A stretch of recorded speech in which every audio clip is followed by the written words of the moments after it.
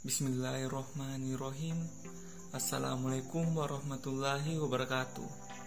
Perkenalkan, nama saya Muhammad Syukuryadi dengan nomor stambuk 072 2019 0031 dari Fakultas Perikanan dan Ilmu Kelautan, Prodi Pengembangan Sumber Daya Perikanan, Universitas Muslim Indonesia.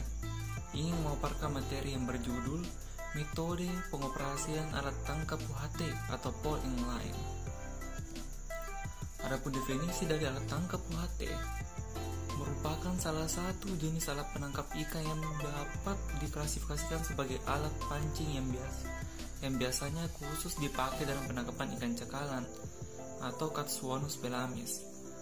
Alat tangkap tersebut digunakan secara perorangan, sehingga salah satu faktor yang mempengaruhi keberhasilan penangkapan ikan adalah keterampilan individu awak, kapal, dan masalah-masalah lainnya seperti tersedianya umpan hidup dan kepadatan gerombolan ikan cakalang pada daerah penangkapan ikan.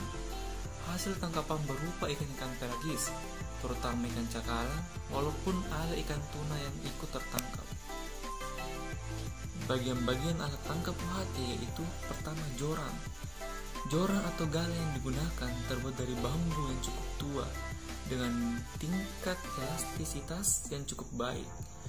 Panjang joran yaitu 2,5 sampai 3 meter, diameter pangkalnya 2,6 sampai 5 cm dan diameter bagian ujungnya 0,5 sampai 1 cm.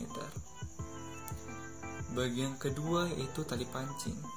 Tali pancing yang digunakan terbuat dari bahan polietilen yang berdiameter 0,2 cm. Bagian ketiga itu tasi atau kawat baja. Tasi yang digunakan bernomor 100 atau kawat baja, tergantung masing-masing pemancing. Tasi atau kawat baja tersebut diikat langsung pada bagian mata pancing.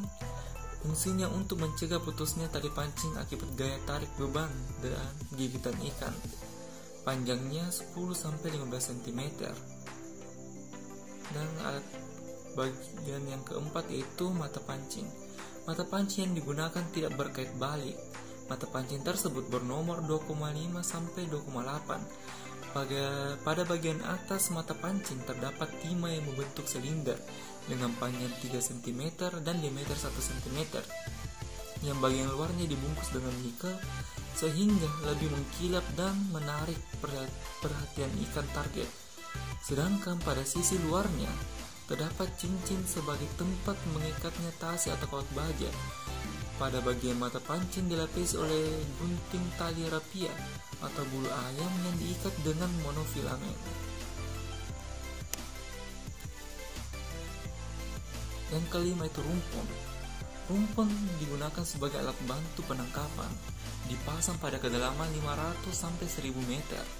Rumpun tersebut bisa didesain dengan konstruksi yang sederhana, terdiri dari rakit, pemberat, atraktor atau pemikat, dan tali temali.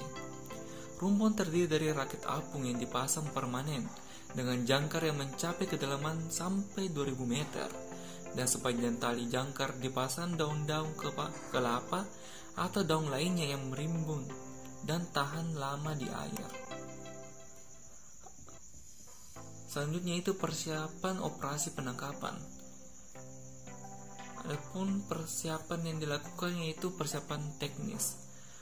Persiapan teknis yang dilakukan adalah memuat bahan bakar solar atau es balok. Untuk satu kali operasi penangkapan dibutuhkan 800 sampai 1000 liter solar dan 20 sampai 40 balok es sesuai dengan modal yang tersedia. Persiapan yang lain yaitu pemeriksaan alat-alat penangkapan seperti joran, tali, dan mata pancing. Pemeriksaan servo pengambil umpan, alat pelempar umpan, pemeriksa mesin, dan peralatan navigasi seperti kompas dan peta pelayaran. Persiapan kedua yaitu persiapan non-teknis. Persiapan non-teknis yang dilakukan sebelum kapal berangkat ke fishing ground meliputi penyediaan bahan logistik atau bahan makanan. Persiapan ketiga itu pengambilan umpan hidup. Jenis-jenis umpan hidup yang digunakan adalah jenis ikan teri putih dan ikan teri hitam.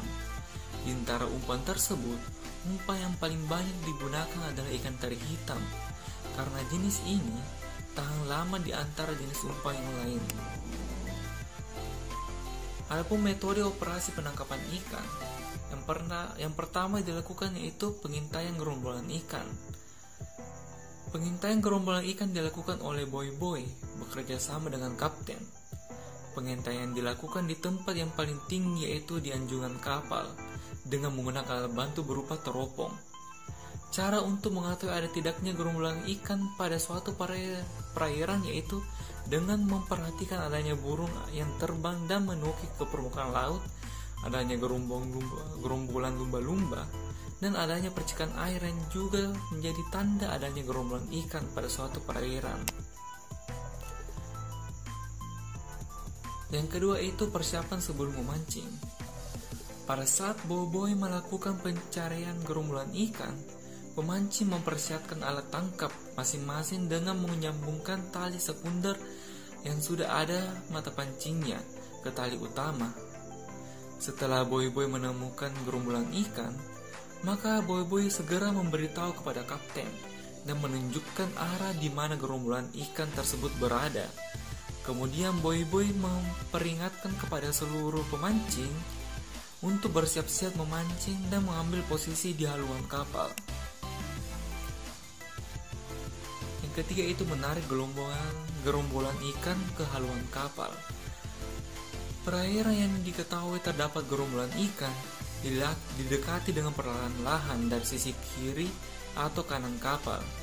Sementara itu, air yang sudah mulai disemprotkan. Selanjutnya, setelah diperkirakan ikan telah berada di jarak jangkauan lemparan, maka boy-boy mulai melakukan pelemparan umpan hidup dari sebelah kiri lambung kapal untuk menarik ikan mendekati kapal untuk selanjutnya diarahkan ke haluan kapal. Boy-boy memperkirakan waktu yang tepat, kecepatan, dan jumlah umpan hidup yang dilemparkan ke laut. Pelemparan ini akan diarahkan ke haluan kapal, di mana setiap pemancing sudah bersiap-siap pada posisinya masing-masing. Saat gerombolan ikan telah berada di haluan kapal, maka pelemparan umpan dikurangi dengan batas tertentu, agar ikan tetap berada di haluan kapal.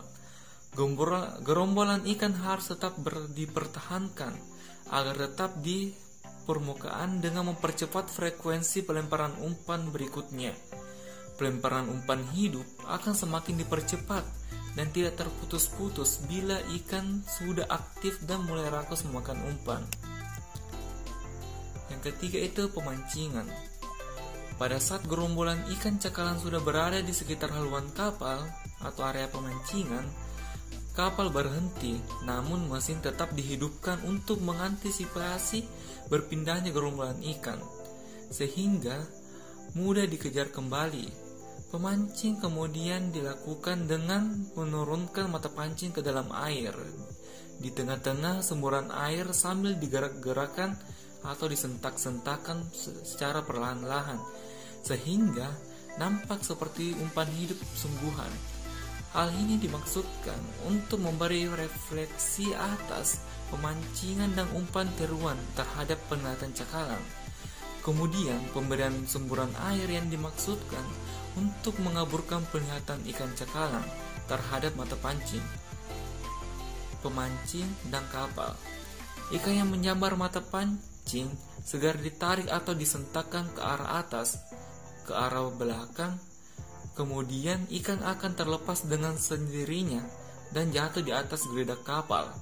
Pada saat penarikan diusahakan ikan tersebut tidak jatuh kembali ke laut, karena dapat membuat ikan-ikan lainnya takut dan segera menghilang. Gerombolan ikan tiba-tiba menghilang, terutama jika ada ikan yang berdarah atau ada ikan yang terlepas dari mata pancing dan jumlah umpan yang sangat terbatas. Dalam proses pemancingan, ada dua cara yang dapat dilakukan untuk menjatuhkan ikan di atas geledak kapal. Pertama itu menjatuhkan ikan lewat belakang kepala pemancing atau pancing banting. Cara yang kedua yaitu menjatuhkan ikan lewat bawah lengan. Umumnya nelayan menggunakan cara yang pertama yaitu pancing banting. Pemancingan dengan cara kedua biasanya dilakukan saat ikan malas makan. Demikian pemaparan materi dari saya. Kurang lebihnya mohon dimaafkan.